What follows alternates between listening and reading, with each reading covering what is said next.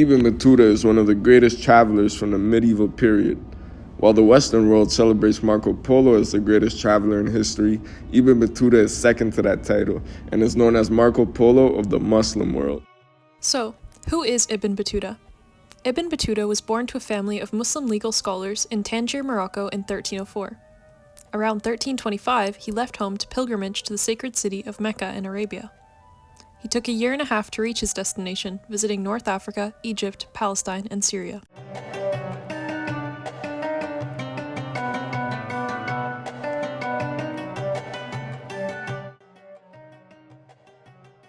Hello, my name is Bella, and today I'll be presenting you with information about Ibn Battuta's travels to Egypt, specifically his adventures in Cairo. For reference, the information that is provided was taken from The Adventures of Ibn Battuta, a Muslim Traveler of the 14th Century by Ross E. Dunn. In Samanud, he boarded one of the high-masted ships that packed the river and sailed upstream towards Cairo. Many Christian and Jewish travelers sailed the Nile between Coast and Cairo during the 14th and 15th centuries. Travelers from around the world stood in awe of the city's size. During the passage to Cairo, they saw market towns lining the lower Nile, but these were petty reflections of what awaited them once they reached Cairo, the greatest bazaar. Today I'm standing on Toronto's harbourfront, in the most brutal of weather, which would have been quite foreign to our Moroccan traveller from the Middle Ages. There is no need for travelers on Nile to take any provision with him, because whenever he wishes to descend to the bank, he may do so for ablutions, prayers, purchasing provisions, or any other purpose. There is a continuous series of bazaars from the city of Alexandria to Cairo. Cities and villages succeed one another along its bank without interruption and have to equal in the inhabited world. Nor in any river known to the basin is so intensively cultivated as that of Nile. There is no river on earth but called a sea. Standing next to Lake Ontario doesn't quite compare to this medieval wonder that's described by Ibn Battuta. And, unlike me, Ibn Battuta was in no particular rush to leave Egypt at this time. After all, the Hajj season was months away.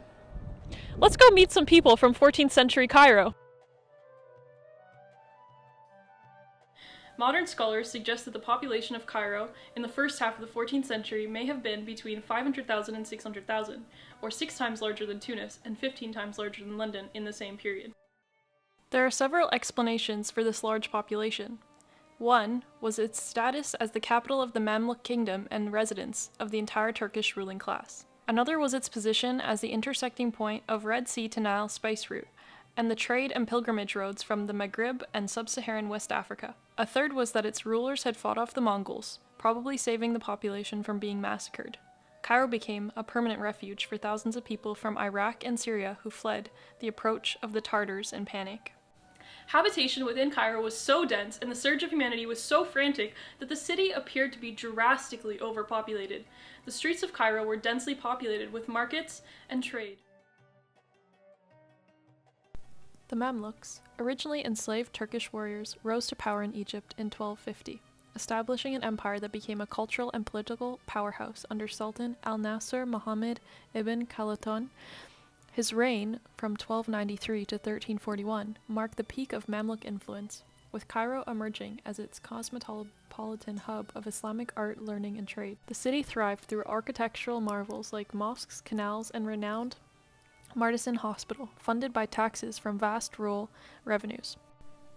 Despite internal rivalries, the Mamluks maintained balance with Cairo's scholarly elite and allowed for the flourishing of religious and civic institutions, making the city a beacon of stability amidst the chaos of the Mongol and Crusader invasions.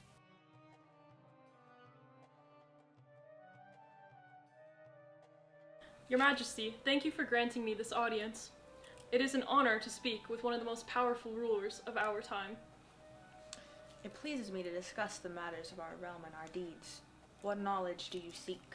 Your Majesty, travelers such as Ibn Battuta have spoken of the grandeur of Egypt under your rule. How have you maintained such prosperity in these challenging times? Egypt thrives because it's the center of the world. We control the trade routes between the east and the west.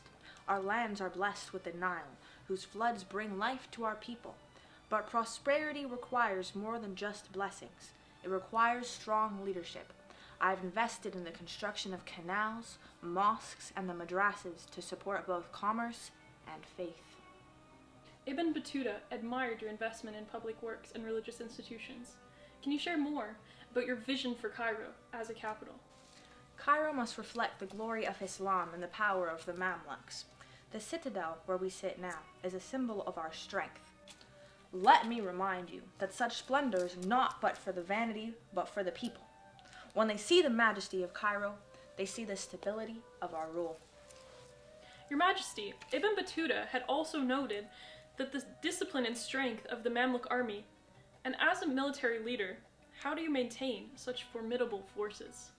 The Mamluks are the backbone of our empire. They are no longer slaves, but warriors chosen for their strength and loyalty. Their training is rigorous, and their allegiance is to me alone. Through their efforts, we have secured our borders and safeguarded the trade routes that bring wealth to our cities. Your reforms and policies have clearly strengthened the realm. Thank you, Your Majesty, for taking the time to speak with me and share your wisdom. Assalamu alaikum.